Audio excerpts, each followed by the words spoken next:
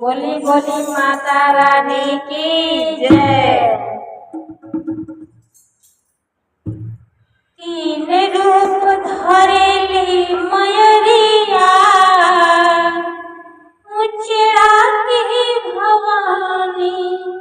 हमारे बलिया जिला में एक ग्राम सभा है उचेड़ा, वहाँ की एक भवानी है, बहुत ही जनता है।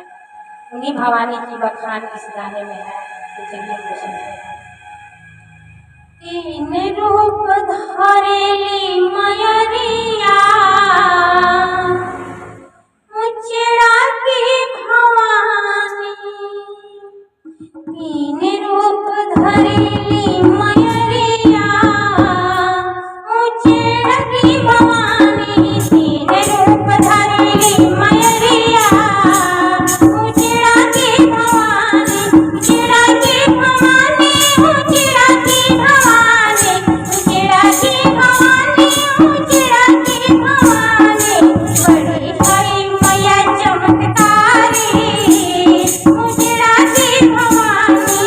बड़ी हरी मैया चमत्कारी, उचेड़ा की भवानी। तीन रूप धरेली मयरिया, उचेड़ा की भवानी। एक ही दिन में मैया तीन रूप धरेली, एक ही दिन में मैया तीन रूप धरेली। तीन रूप धरेली, वो तीन रूप धरेली। सुबह शाम दोपहरिया, उचेड़ा के भवानी।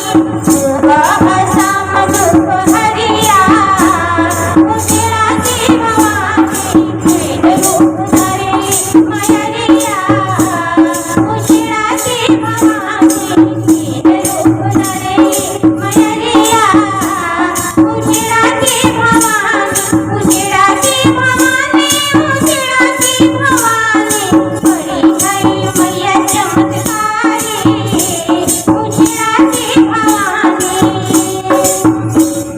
पहले पहर मैया ऐसी लगेली, पहले पहर मैया ऐसी लगेली।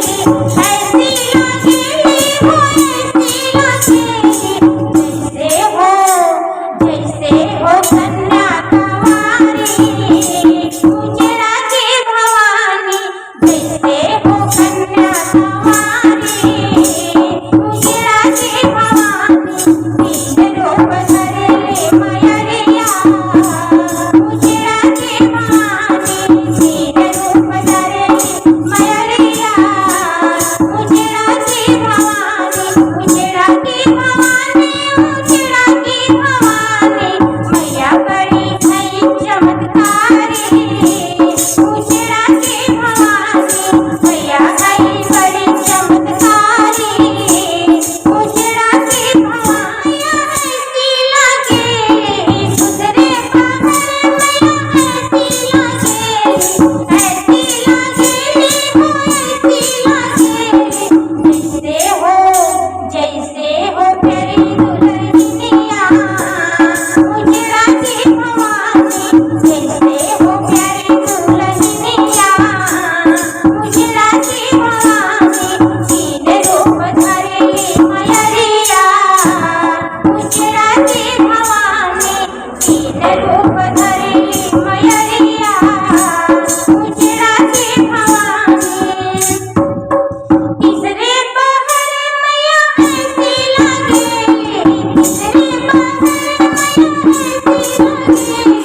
ऐसी लगेली, वो ऐसी लगेली। जैसे हो बूढ़ी महतारी, उचेड़ा की भवानी।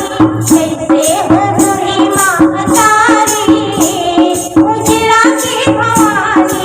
तीन रूप धरेली मयरिया, उचेड़ा की भवानी। उचेड़ा की भवानी, उचेड़ा की भवानी। उचेड़ा की भवानी, उचेड़ा की भवानी। तीन रूप धरेली